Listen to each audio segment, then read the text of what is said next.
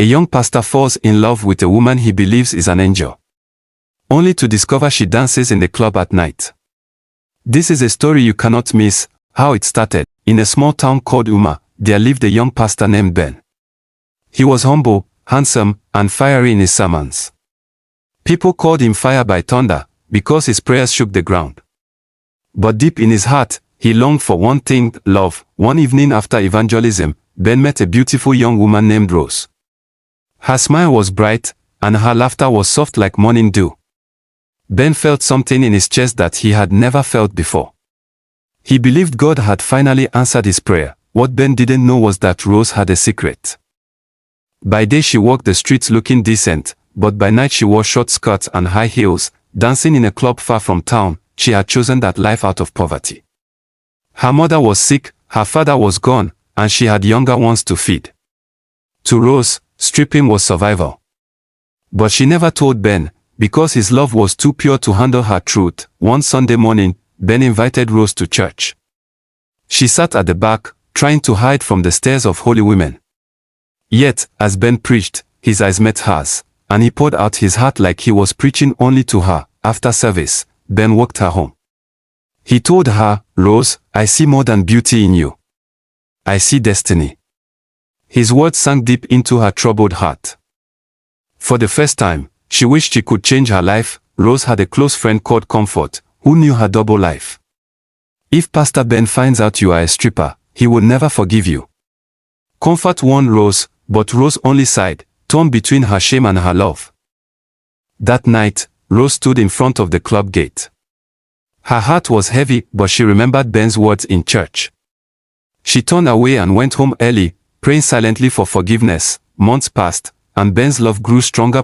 One evening Ben took Rose to a quiet restaurant. "Rose, will you marry me?" Ben asked with one knee on the ground. "Oh my God, yes, I will marry you, Ben," Rose responded with excitement.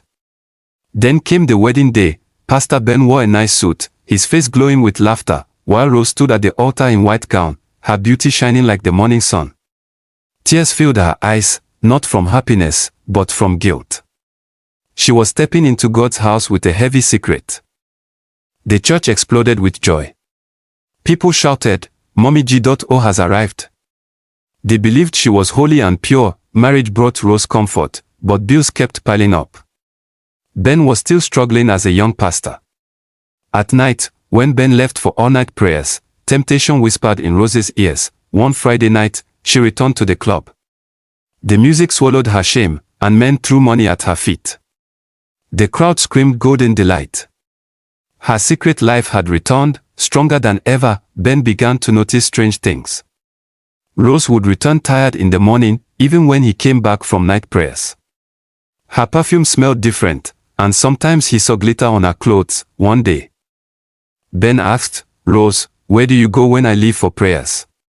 She smiled and said, "I stay home, praying for you, my love." Her lies dripped sweet, but Ben's spirit felt uneasy. One evening Comfort visited Rose. "My dear friend, you are playing with fire. You need to stop this lifestyle. Ben loves you too much.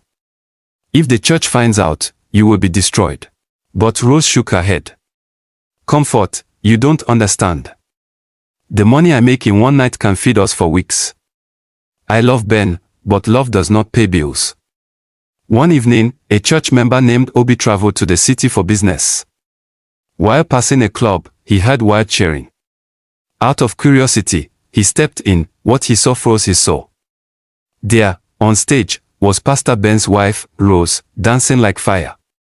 Obi's heart pounded. He knew this truth could break the church into two. Obi returned to Uma and told Ben what he had seen. Ben shook his head in disbelief. "Not my Rose. You lie." But in his spirit, he felt a storm. That night, instead of praying, Ben followed Rose secretly.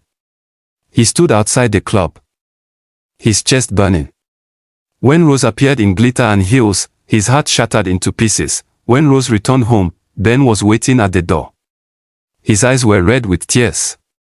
"So it is true? Mummy G.O by day, stripper by night." Rose fell on her knees, weeping. "Ben, forgive me. I tried to stop, but poverty dragged me back. I love you, but I am weak." The truth spread like wildfire. Church women gossiped, and the elders murmured. They wanted Rose cast out. Some said, "A woman like this cannot be Mummy G.O." Ben stood before the congregation. His voice shook. "Yes, my wife has sinned, but who among you is without sin? I will not throw her away." His words silenced the crowd. Rose fought her desires every night. The memory of the club pulled her like chains. But Ben held her hand, praying with her. "We will win together," he said. Slowly, Rose began to change. She found joy in singing in church, teaching children Bible stories, and helping widows. Yet, she feared the shadows of her past. Years later, Rose stood before the church, now truly transformed.